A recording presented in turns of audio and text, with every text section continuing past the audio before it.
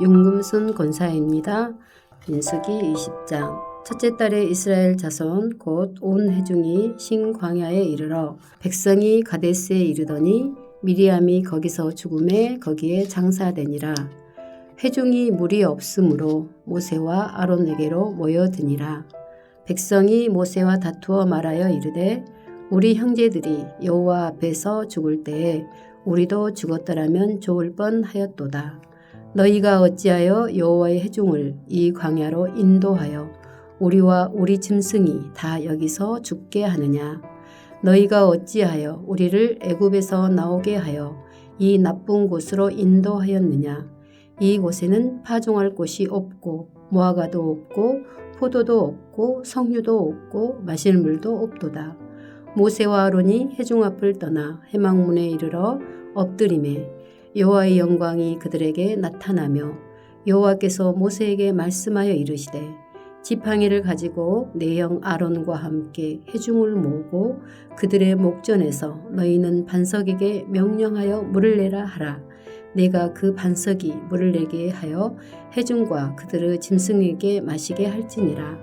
모세가 그 명령대로 여호와 앞에서 지팡이를 잡으니라. 모세와 아론이 회중을 그 반석 앞에 모으고 모세가 그들에게 이르되 반역한 너희여 들으라.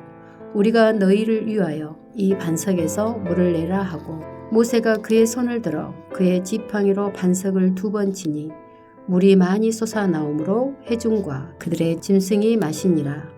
여호와께서 모세와 아론에게 이르시되 너희가 나를 믿지 아니하고 이스라엘 자손의 목전에서 내 거룩함을 나타내지 아니한 고로 너희는 이 회중을 내가 그들에게 준 땅으로 인도하여 드리지 못하리라 하시니라.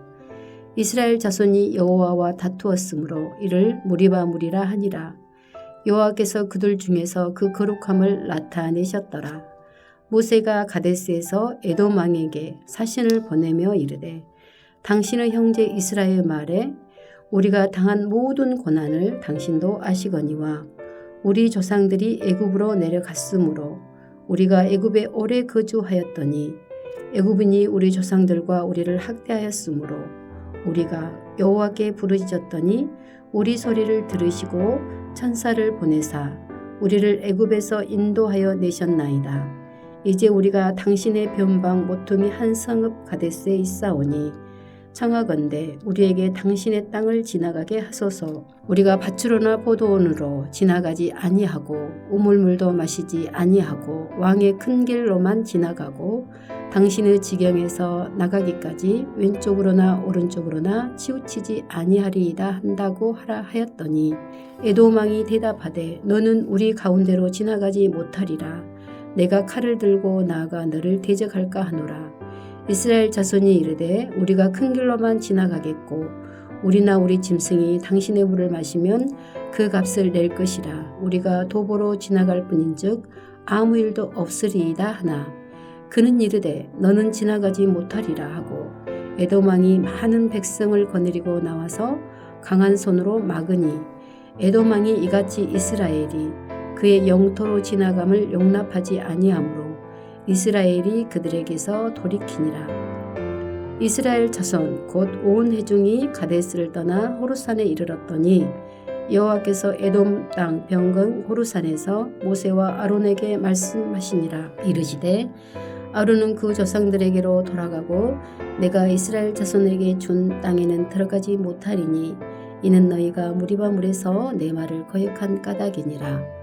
너는 아론과 그의 아들 엘르아사를 데리고 호르산에 올라 아론의 옷을 벗겨 그의 아들 엘르아살에게 입히라. 아론은 거기서 죽어 그 조상에게로 돌아가니라.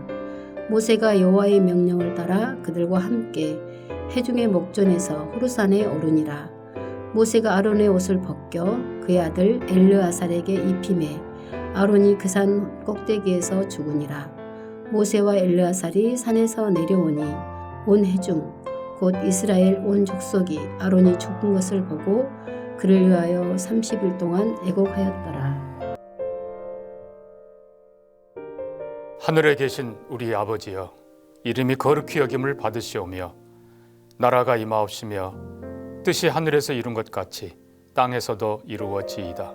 오늘날 우리에게 일용할 양식을 주옵시고 우리가 우리에게 죄 지은 자를 사하여 준 것 같이 우리 죄를 사하여 주옵시고 우리를 시험에 들게 하지 마옵시고 다만 악에서 구하옵소서. 대개 나라와 권세와 영광이 아버지께 영원히 있사옵나이다. 아멘.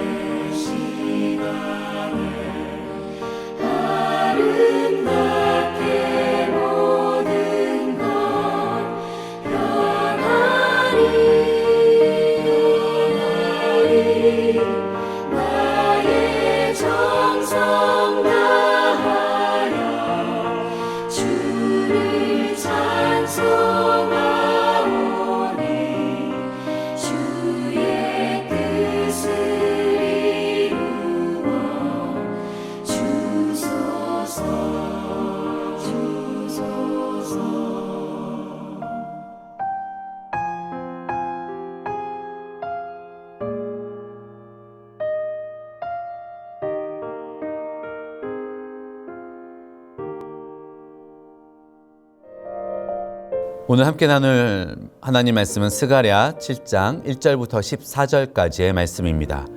구약성경 1318면에 있습니다.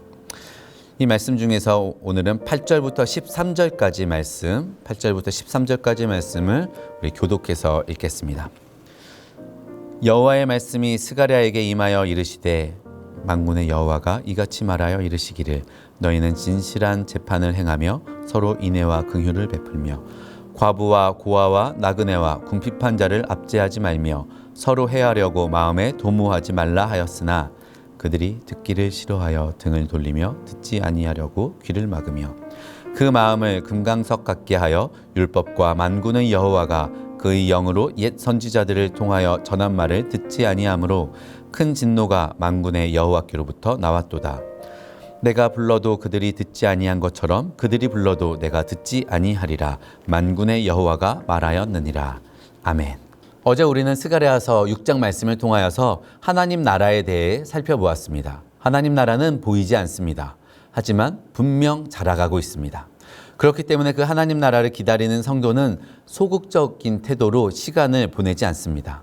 하나님 말씀을 경청하고 그 말씀에 적극적인 순종을 다하는 태도로 오직 하나님의 영광을 구하는 태도로 하루하루를 살아갑니다. 이것이 바로 성도의 삶이고 성도의 사명이에요. 이 말씀에 이어서 오늘은 그 순종이 구체적으로 어디를 향하여야 하는가에 대하여 스가랴서 7장을 통해 살펴보려고 합니다. 7장 1절부터의 내용을 살펴보게 되면 바벨론 포로에서 귀환한 백성들이 묻습니다. 우리가 매년 5째 달에는 여호와의 성전이 바벨론 군대의 불에 탄 그 사건을 애도하면서 금식을 해왔습니다.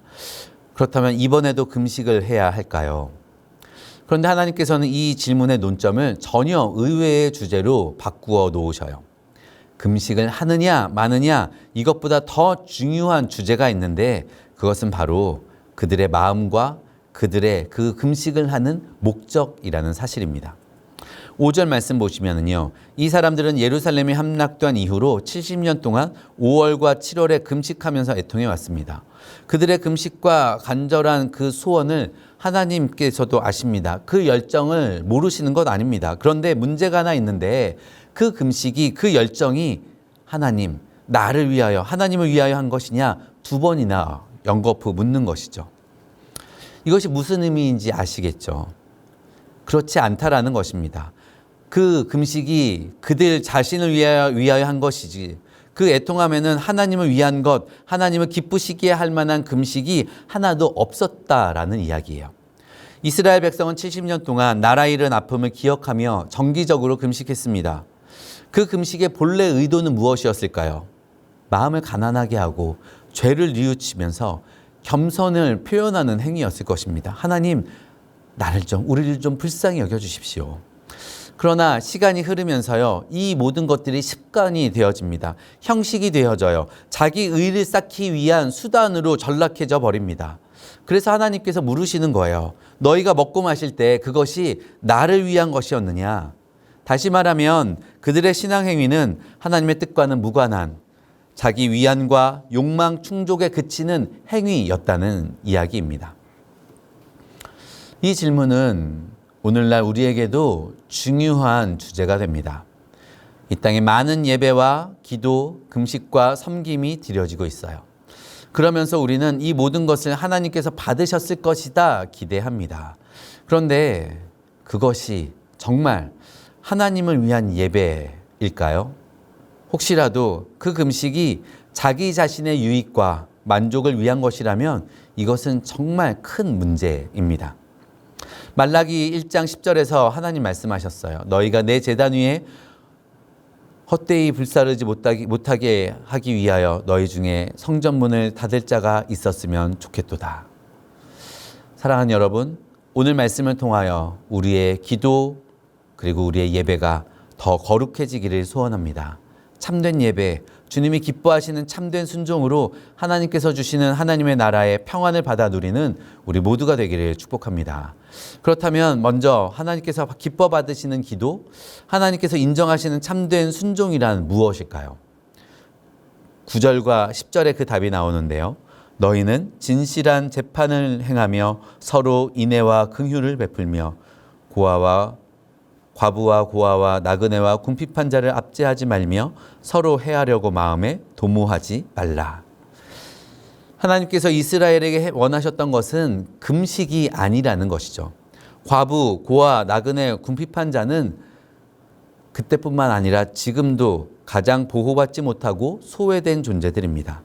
누구도 돌아보지 않습니다. 오히려 이용당하고 상처받기 쉬운 존재들이기도 합니다. 그래서 하나님은요, 그렇기 때문에 그 사람들에게 주목하시는 거예요. 이 사람들을 하나님의 마음으로 사랑하고 돌봐줄 사람을 찾고 계시고요. 그들에게 인애와 긍휼을 베푸는 사람을 보시면 내가 나의 마음을 닮았구나 기뻐하시면서 그 행동을 하나님께 대한 순종의 모습으로 적극적인 순종의 삶으로 인정해 주시는 것이죠. 우리가 드리는 기도도 그렇습니다. 많은 사람들이 기도합니다. 각자의 종교에 따라서 각자의 신에게 기도 행위를 합니다. 그런데 가끔은요, 그 기도 안에서 종교의 대통합이 이루어진 것처럼 보일 때가 있어요. 분명 각자의 종교가 다르고 신앙의 대상이 다른데 구하는 내용이 똑같다라는 것이죠. 하나님 돈, 하나님 건강, 하나님 내 소원. 앞에 부르는 신의 이름만 다를 뿐이지 그 기도의 내용이 별반 다를 게 없다면 여기에는 분명 문제가 있는 것이죠. 사랑하는 여러분, 우리는 우리의 금식과 기도가 나의 소원을 이루기 위한 도구가 아니라는 것을 잘 알고 있습니다. 우리의 기도의 중요한 목적은요, 나에게 있지 않아요. 오직 하나님. 하나님의 마음을 담기를 원하고 하나님의 뜻이 이루어지기를 원하고 하나님의 일에 내가 쓰임받기를 원하는 것, 이것이 주제이지 그 기도에 나의 자리는 작아지면 작아질수록 더욱더 주님이 기뻐하시는 기도인 줄 믿습니다. 올해의 교단 공과의 주제가 성품인데요. 그러다 보니까 설교할 때 하나님의 성품을 삶으로 살아낸 사람들의 간증을 종종 아이들에게 예화로 이야기해주곤 합니다. 그런데 그 중에서도 자주 접하게 되는 인물이 한 명 있는데 코리텐붐 여사입니다. 이분은 제2차 세계대전 중에 독일 나치 치하에서 유대인을 숨겨주면서 하나님의 사랑을 실천하신 분인데요. 이분은 유대인들을 자신의 집에 숨겨서 그들의 생명을 지키기 위하여 위험을 무릅쓰게 됩니다. 그리고 결국 코리텐붐 여사 역시 체포되어서 강제 수용소에 끌려가게 되는데요. 이제는 자신의 삶이 어려워졌습니다. 위기가 닥쳐왔습니다. 자신의 생명조차도 지금 위태롭습니다. 그런데 그 상황 속에서도 이분의 기도는 변하지 않는 거예요. 억압받는 이웃들, 큰 환난을 만난 이들을 도와주십시오. 그 속에서도 코리텐붐 여사는 복음을 전하고요. 작은 목소리로 예배를 드립니다. 그곳에서 그녀가 행한 금식과 기도의 방향은 자신의 안전이나 필요가 아니었습니다. 억압받는 이웃, 그들을 주님 불쌍히 여겨주십시오. 제가 그들을 도울 수 있도록 힘을 주십시오. 지혜를 주십시오. 건강을 주십시오. 여러분, 참된 경건이란 이런 것이지 않습니까? 나를 위함이 아니라 다른 이를 위함이고, 나의 만족을 위함이 아니라 하나님의 뜻과 목적을 위하여 나를 써주십시오라고 하는 기도입니다. 사랑하는 여러분, 이 아침이 주님의 긍휼을 배우는 아침 되기를 바랍니다. 주님이 안타까워하시는 연약한 이들을 볼 수 있도록 나의 눈을 열어주십시오. 너무나 급하게 오로지 자기 자신만을 위하여 살아가는 이 세상 속에서 잠시 멈추어서 다른 이를 바라봐 줄 수 있는 마음의 넉넉함을 허락해 주십시오.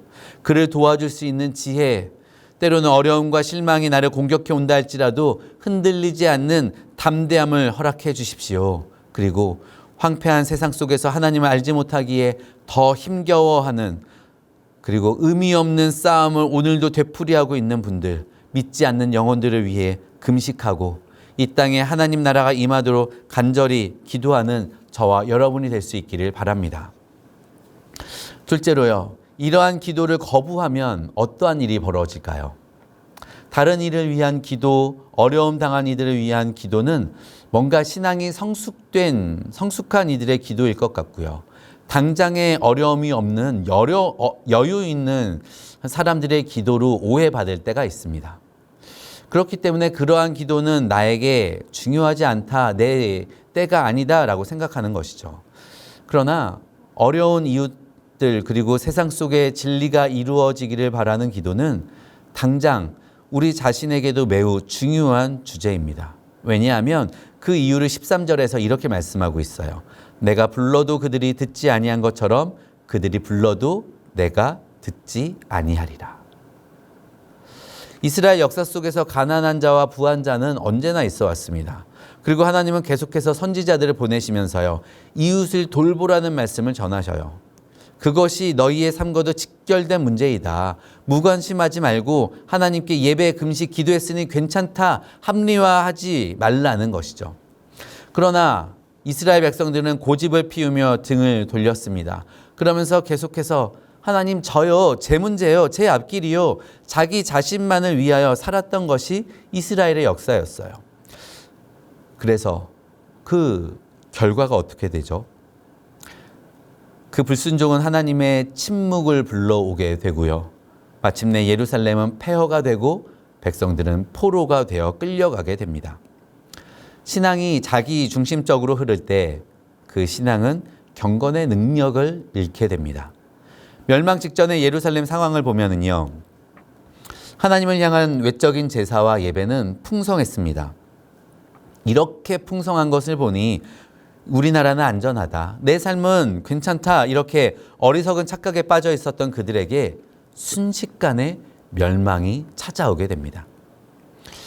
하나님의 뜻을 무시하는 이중적인 삶, 이중적인 예배, 이것은 하나님께서 가장 싫어하시는 위선입니다. 오늘 우리도 돌이켜야 합니다. 혹시 하나님의 말씀을 들은 척하면서 외면하고 있지는 않은지, 이웃을 사랑하라는 주님의 명령에는 무관심한 채로 경건의 틀에만 붙잡혀 있지는 않은지 살펴보아야 합니다. 스가랴서 7장은 참된 경건과 순종이 어디로 향해야 하는가를 보여주고 있습니다. 하나님은 금식이나 제사, 예배라는 형식 자체보다 그것을 통하여 살아가는 우리의 삶에 더 집중하십니다.